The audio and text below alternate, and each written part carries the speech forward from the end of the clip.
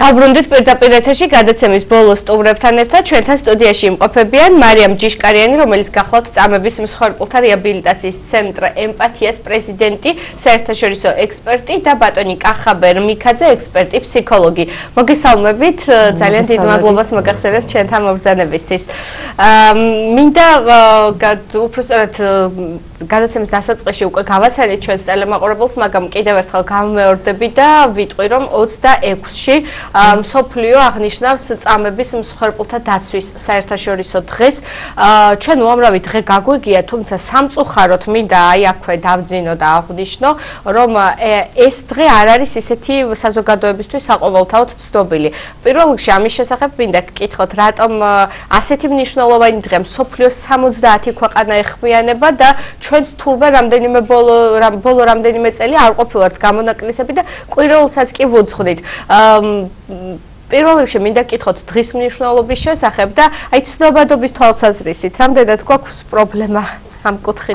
საერთოდ მინდა გითხრათ, რომ ეს დღე აღინიშნება 1987 წლიდან მოყოლებული, როდესაც გაეროს წამების საწინააღმდეგო კონვენცია, რომელიც არის სავალდებულო დოკუმენტი, როგორც იცით, შევიდა ძალაში. და აქედან მოყოლებული, რა თქმა უნდა, სოფლიოს მრავალ ქვეყანაში აღინიშნება ეს დღე და კოორდინაციას უწევს წამების მსხვერპლთა საერთაშორისო საბჭო დანიიდან. ჩვენ ქვეყანაში მე ვერ გეტყვით, რომ ეს დღე არ არის ცნობილი და არ აღინიშნება, რა თქმა უნდა, აღინიშნება 2000 წლიდან მოყოლებული, მაგრამ სამწუხაროდ მართალს ბრძანებთ ფართო საზოგადოებას ინტერესი ამ საკითხისადმი ალბათ არ არის ისეთი, როგორიც უნდა იყოს. შესაძლებელია საერთოდ ადამიანის უფლებებისადმი ზოგადად არის ინტერესი დაბალი ქვეყანაში და ამიტომ არ აქვს ამას ასეთი რეზონანსი, როგორიც უნდა კონდეს. დავსწრებდი კიდევ რომ განსაკუთრებით იმ სიტუაციაში, რომელშიც ჩვენ ვიმყოფებით, როდესაც ტერიტორიათა 20% არის ოკუპირებული, როდესაც ჩვენი მოსახლეობის წამების მსხვერპლთა თუ ის ეთნოწმენდის მსხვერპლთა შესახებ არის აღძრული საქმე ჰააგის თქვენი სისხლის სამართლის საერთაშორისო ტრიბუნალი და აღძრული არის საქმე, მიმდინარეობს ძიება, უпростоრად მიმდინარეობს ძიება ამ ფონზე არ არის ისეთი დაინტერესება, ვფიქრობ ადამიანის უფლებების საკითხისადმი და ასეთი საკითხებისადმი, როგორც არის წამების თუ არაადამიანური მოპყრობის. თქვენცით, რომ წამება ეს არის ძალიან ფართო მცნება. ეს არ არის მხოლოდ ის, რომ დაუშვათ ჩხილები დავაძროთ, ვინმეს არ რაღაც ასეთი მოვიდოთ, ხო? ეს არის ძალიან ფართო მცნება. და ამ ფონზე, როდესაც არ ეთმობა ისეთ სათანადო ყურადღება ამ ფაქტებს, გამოძიების ფაქტებს და ასე ვთქვათ, თუნდაც საკანონმდებლო რეგულაციების გაუმჯობესებას ევროკავშირის მიმართულებით, რა თქმა უნდა, სასურველი იქნებოდა, რომ უფრო ფართო იცნობდეს საზოგადოება აი ამ სტანდარტებს. ახლა სწორედ ეს ერთი გადაცემაც თუნდაც სწორედ ამას ემსახურება, რომ რაღაცა წვლილი შევიტანოთ და ერთი აგური დავდოთ, თქვათ ამ ცნობადობის გაზრდის საქმეში. ბატონო კახაბერ, თქვენც მინდა გკითხოთ, რა მდგომარეობაა ჩვენთან, თქვენ აი საერთაშორისო ექსპერტი ბრძანდებით და მსოფლიოს გამოცდილებასაც ძალიან კარგად იცნობთ. რა მდგომარეობაა ჩვენს ქვეყანაში აი ამ კუთხით? რომ შევადაროთ სხვა ქვეყნებს და სტატისტიკას. წამების კუთხით მოგიცხადოთ. წამების კუთხით არა, ცნობადობის თვალსაზრისით და რაში გვაქვს პრობლემა. პირველ რიგში ალბათ კონკრეტული ფაქტების გახსენება არ გვინდა ამ დილას, შევაშინებთ ჩვენს ტელემაყურებელს. უბრალოდ აი ეს თუნდაც ერთი ფაქტიც კი არის საკმაოდ სამწუხარო, აუცილებელია მასზე რეაგირება მთელი საზოგადოების. ერთი ფაქტი უკვე ასეთი არის საკმარისი, მე ვფიქრობ და არა თუ 2 და 3.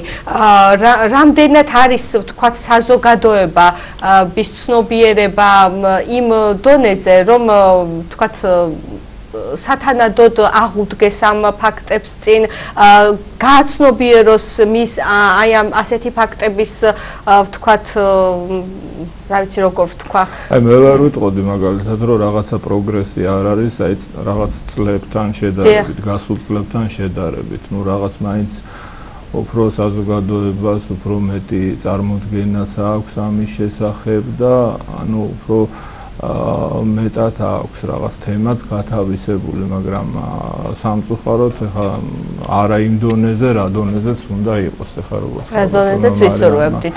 ზანა ჩვენს ქვეყანაში მაინც არ არის დაუშვათ ის, თუმცაღა ნახოთ თქვათ აი ადრე თითქმის ჩვეულებრივ მოვლენად ითვლებოდა ბევრი ისეთი რამე, რასაც აი დაუშვათ საზოგადოება იღებდა როგორც აი მე რა პოლიციაში მიგიყვანეს გცემეს რამ, აი ეს უნდა გცემონ, აბა რა უნდა, ანუ დაუშვათ ბევრი აი ამგვარი ფაქტის მიმართ დამოკიდებულება იყო ტოლერანტული. ეხლა დაუშვათ აღარ არის ხომ ეს რა დაუშვათ და მისაღები არ არის და ანუ ადამიანების წარმოდგენა, შეხედულება აი ამ თემასთან მიმართებაში, ანუ აქ პროგრესი გვაქვს, მაგრამ არა იმ დონის დაუშვათ რაც უნდა იყოს და მართლა წამება არ არის დაუშვათ და უშუალოდ ისეთი ფიზიკური ზემოქმედება უამრავი გამოვლინება აქვს და უამრავი სხვადასხვა მეთოდი და ხერხი შეიძლება არსებობდეს ამისი და დიახ, უშუალოდ ღონისძიებებზე ვისაუბროთ, რომელიც სწორედ აი ამ ცნობადობის ამაღლებას ემსახურება და დაცვას ასეთი ადამიანების კვირეული იწყება 26-ში, როგორც უკვე აღნიშნეთ, თქვენ ქალაქიდან გადიხართ, რომ განახორციელოთ პროგრამა. მე როგორც ვიცი, აი ცენტრი იწყებს სამედიცინო დახმარების პროგრამას, რაც 2008 წლის რუსეთ-საქართველოს ომის დროს კომპაქტურად ჩასახლებული ადამიანების სამედიცინო დახმარებას ითვალისწინებს. აი ამ ღონისძიებაზე გითხარით უშუალოდ აი ამ აქციის შესახებ. პირველ რიგში მინდა გითხრათ, რომ ეს მიმდინარეობს ცენტრი ემპათიას პროექტის ფარგლებში.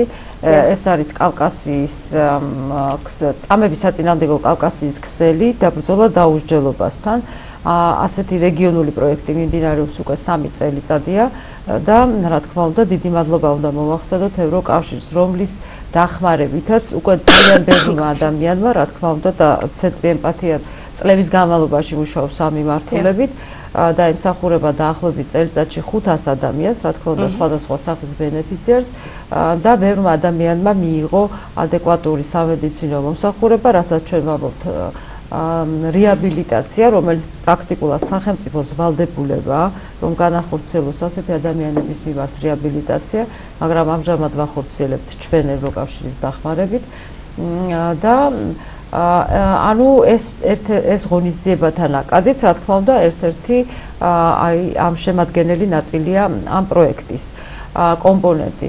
26-დან, როგორც რა თქმა უნდა, იმისათვის რომ ამაღლდეს ცნობიერებაც და უძღვნით ამ დღეს, რომ ჩვენ ვიწყებთ გასვლით, მობილური ჯგუფების გასვლით შეხვედრებს კომპაქტურად ჩასახლებულ ადგილებში, რუსეთ-საქართველოს ომის დროს დაზარალებული მოსახლეობის და განსაკუთრებით იმ ადამიანებისათვის, ვინც ასე ვთქვათ, მისი საქმეებიც ჩვენი ცენტრის მხრიდან შეტანილი იქნა ჰააგის სისხლის სამართლის სასამართლოსათვის იქნა მიმართული და ასევე პროკურორისათვის იქნა გადაცემული. აი ამ ადამიანებისათვის განსაკუთრებით იქნება აი ეს ასე თქვა განხორციელდება ეს მობილური ჯგუფების აქტივობები და ესეთი გასულითი სამედიცინო ინტერვენცია. ეხლა ხურვალეთიდან იწყება, ხო? არა, ეს დაიწყება შავშვებიდან. ვინაიდან იქ არის ჩვენი ასე თქვა პაციენტების და კლიენტების ყველაზე დიდი ნაწილი ვიწყებთ შავშვებიდან და რა თქმა უნდა მოვიცავთ მთელ რეგიონებს და ვეცდებით რომ მოვიცავთ ასევე კონფლიქტის მიმდებარე ტერიტორიის სოფლებიც, რომელიც მე ვფიქრობ რომ საკმაოდ დაუცველი არიან და არ ხორციელდება იქ ისეთი დახმარება ამ ადამიანებისათვის, როგორც უნდა ხორციელდებოდეს.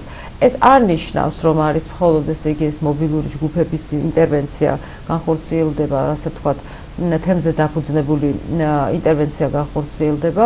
რა თქმა უნდა, ჩვენ იმ ადამიანებს შემდგომშიც ვისაც იმის დამიხედვით თუ რა იქნება ინდივიდუალური საჭიროებები, სამედიცინო თუ ფსიქოლოგიური თუ სხვა სახის შემდგომში უკვე მოხდება გრძელვადიანი ინტერვენციაც, ანუ ჩვენ გამოვიძახებთ მათ ცენტრში და დავეხმარებით დაუშვათ თუ იქნება საჭირო, იქნება ეს მკურნალობა, მედიკამენტები თუ ასე შემდეგ. ანუ ეს არის ახლა გასვლითი, ვინაიდან დაუშვათ ცენტრში რომ ჩვენ დავპატიჟოთ, ბევრ სირთულეებთან დამოკიდებული ის მათ გადაადგილებასთან, დროის დახარჯვასთან ასე შემდეგ. ამიტომ გადავწყვიტეთ, რომ დროის ეკონომიის მიზნით იქნება უპრიანი თუ ჩავლენ ექიმთა ჯგუფი. წინასწარ მოხდება დავუშვათ შესწავლა სიტუაციის და შემდგომში უკვე დაიგეგმება ინდივიდუალური მიდგომა ამ ადამიანებისადმი შედგება ინდივიდუალური დახმარების გეგმა და ისე მიიღებენ მკურნალობასა და რეაბილიტაციას. ძალიან კარგი ამ ინფორმაციის გაჟღერება. ბატონო კახაბერ, თქვენ მინდა გკითხოთ თქვათ აი რა მიმართულებით ჭირდება თქვენ როგორც ექსპერტს გკითხავთ აი რა მიმართულებით ჭირდება აი ამ დარგს რომ თქვათ ხელი შევუწყოთ და დავეხმაროთ ასეთ ადამიანებს აი სამედიცინო სფეროზე ვისაუბრეთ კიდევ რა მიმართულებით უნდა განვითარდეთ ასე ვთქვათ სამედიცინო ეს არ არის მხოლოდ სამედიცინო ეს არის მულტიპროფილური ანუ მულტიდისციპლინური მიდგომა რაც მოიცავს სამედიცინო, სოციალურს, ფსიქოლოგიურს და იურიდიულ დახმარებას რა. ანუ ეს არის კომპლექსური ან ჰოლისტური მიდგომა ეწოდება ამას და ეს არის ასეთი ჰოლისტური ტიპის მიდგომები. აქ აუცილებლად უნდა იყოს გამოყენებული აი ამ ტიპის მიდგომები და ეს უნდა განვითარდეს საერთოდ რა. თუ გაქვთ აი უფრო ფართო მასშტაბებზე ლაპარაკი, თქვათ საქართველოში, თქვათ სახელმწიფოს მხრიდან, აი ამგვარი მიდგომები არის საჭირო და არა დავუშვათ რაღაცაი კონკრეტული, რაღაც პატარა მონაკვეთის მოცვა რა ამ შემთხვევაში, იმიტომ რომ წამება დავუშვათ და არაჰუმანური მოპყრობა, თქვათ ისეთი რამეა, რაც იწვევს თლიანად ადამიანის პიროვნების ყველა მხრიდან, აი ესე რო აგიხსნათ, ყველა მხრიდან ზიანის მიყენებას, რა ესე სოციალური ფუნქციონირების დონემდე ვთქვათ და ის საჭიროებს, ანუ ყველა აი ამ სერვისს იურიდიულს ვახსენე, იმიტომ რომ აი ძალიან ნაკლები ყურადღება ექცევა ვთქვათ აი რასაც ეძახიან legal redress, ანუ აი ამ ადამიანების აი კომპენსაცია ასე ვთქვათ რა, იმისთვის რაც მათ ზიანი და ზარალი მიადგათ. და ანუ ყველა ამ ხრივ, ანუ აი ესეთი ჰოლისტური მიდგომები უნდა არსებობდეს და ეს უნდა განვითარდეს ქვეყანაში, რომ აი იყოს სრულყოფილი, ვთქვათ თქო, მე ვფიქრობ, რომ ეს დილეტანტის პოზიცია ჩემი ესეთია, რომ ალბათ ფსიქოლოგიური, სამედიცინო და იურიდიული დახმარება, რაც ყველაზე მეტად ჭირდებათ ასეთ ადამიანებს. ქაბუტონო თამარ ხო, სწორად, მაია, ქაბუტონო მაია ბოდისტი, მარიამ. მინდა ორგანიზაციაზე გკითხოთ ემპათია, რომელიც ვახსენეთ, როდის დაფუძნდა, რა მიზნით, გარდა იმისა, რომ თქვენ ამ მიმართულებით მუშაობთ, კიდევ თქვათ, რა არის თქვენი პრიორიტეტები მიზნები და პროექტები, რომლებსაც ახორციელებთ. ცენტრი ემპათია მინდა გითხრათ, ეს არის ერთ-ერთი პირველი არასამთავრობო ორგანიზაცია შესაძლებელია კავკასიის რეგიონში, დაარსდა 1996 წელს და მას შემდეგ მიმდინარეობს დაუშვათ სხვადასხვა სახის პროექტები. ჩვენი ძირითადი ბენეფიციარები არიან ომის მსხვერპლები, ასევე წამების მსხვერპლები, პატიმრები, ყოფილი პატიმრები, საბჭოთა რეპრესიების მსხვერპლები და ასე შემდეგ. ანუ ეს არის ძალიან ფართომასშტაბიანი დიაპაზონი აქვს მოღვაწეობას. ეს არის პრაქტიკულად ჯანდაცვისა და იურიდიული სფეროს, ასევე ადამიანის უფლებების სფეროს ექსპერტთა მიერ დაარსებული ორგანიზაცია, პროფესიული ორგანიზაცია, რომელსაც აქვს ძალიან კარგი ცნობადობა, მინდა გითხრათ, პროფესიულ წრეებში საზღვარგარეთ ევროპას გულისხმობ და ასევე ამერიკის შეერთებულ შტატებს. ალბათ ყავთ საერთაშორისო პარტნიორებიც. ყავდა ჩვენ ყავს უამრავი საერთაშორისო, ასევე რეგიონული პარტნიორი და გითხარით, რომ ამჟამად ვახორციელებთ რეგიონულ პროექტს და მინდა გითხრათ, რომ სწორედ 30 ივნისს, როგორც ასე თქვათ, ამ პირეულის დასრულება იქნება გამართული კონფერენცია, ტრანსრეგიონული კონფერენცია, სადაც ჩვენ მოწვეული გვეყოლება როგორც კავკასიის რესპუბლიკებიდან პროფესიონალები, ჩვენი პარტნიორები, ასე ვთქვათ, ასევე ჩეჩნეთიდან რუსეთის ფედერაცია, ასევე იქნება მოწვეული აფხაზეთიდან წარმომადგენლები, ჩვენი ასე ვთქვათ პარტნიორები და იქნებიან შუა აზიის ქვეყნებიდანაც წარმომადგენლები, ну რა თქმა უნდა, ჩართული იქნება სხვადასხვა საერთაშორისო ექსპერტიც ამ კონფერენციაში. და რა არის ხო მიზანი და უშუალოდ ამ ჩვენი კონფერენციის ან ჩვენი ცენტრის გარდა იმისა რომ ჩვენ ვართ პროფესიონალები მემსახურები ჩვენ საქმეს და თქვენით რომ ცენტრი ემპათია ეს არის პრაქტიკულად ერთადერთი ორგანიზაცია ვინც ახორციელებდა ასე ვთქვათ ძიმე პერიოდებშიც კი როდესაც იყო ციხეებში გავრცელებული წამება, როდესაც იყო მოხდა ეს 2008 წლის ომი დოკუმენტირებას ფაქტების ანუ ეს გულისხმობს სტამბოლის პროტოკოლის იმპლემენტაციას, ეს არის გაიდლაინი, ანუ სტანდარტი წამების ფაქტების გამოძიებისა, დოკუმენტირებისა, ექსპერტიზის და ასე შემდეგ. ანუ ცენტრი ემპათია გახლავთ აი სწორედ ერთ-ერთი პირველი ორგანიზაცია, თუ არა ერთადერთი სამწუხაროდ ჩვენ ქვეყანაში, რომელიც ამას ახორციელებს.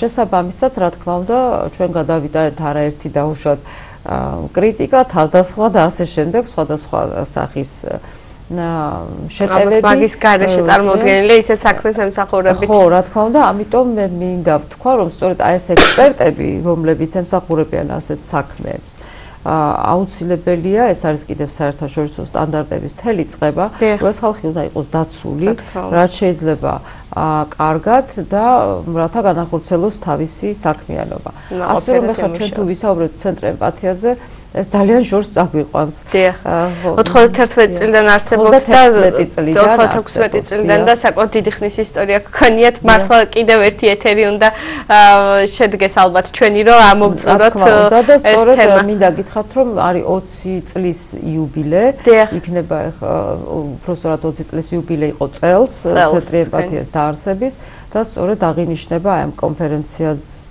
თან ერთად დავამტყიეთ ამ დღეს რომ ის საიუბილეო თარიღი. მინდა მოგილოცოთ ეს საიუბილეო თარიღი, წარმატებები გისურვოთ ნამდვილად უდაოდ, საოცრად ჰუმანურ საქმეს ემსახურებით და მინდა ძალიან მართლა წინსვლა და წარმატებები გისურვოთ თქვენს საქმიანობაში და უღრმეს მადლობას მოგახსენებთ მობრძანებისთვის, საინტერესო საუბრისთვის. მე შევახსენებ ჩვენს ტელემაყურებელს მარიამ ჯიშკარიანი, წამების მსხვერპლთა რეაბილიტაციის ცენტრ ემპათიას ხელმძღვანელი, პრეზიდენტი, საერთაშორისო ექსპერტი და კახაბერ მიქაძე, ექსპერტი ფსიქოლოგი გვესაუბრებოდნენ პირდაპირ ეთერში.